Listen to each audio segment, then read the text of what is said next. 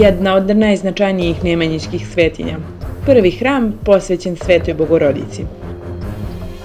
Crkva Presvete Bogorodice sagrađena je 1156. godine.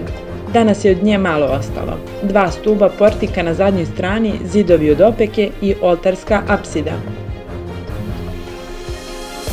Jednobrodna trikonhalna građevina sa zidnim ikonostasom podignuta je na temeljima Vizantijske crkve iz 6. veka. Spolja je zidana opekom, a iznutra opekom i kamenom.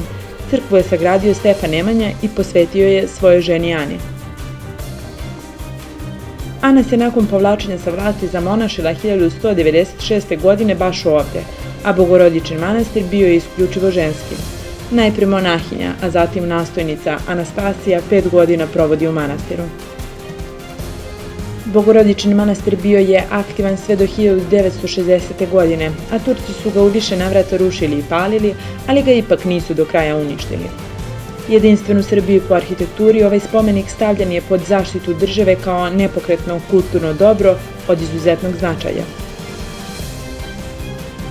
U blizini Kuršumlije nalaze se ostaci jedne od najznačajnijih nemanjićkih svetinja, a ako želiš sa nama da istražuješ Srbiju, pretplati se na naš kanal i krenimo u avanturu.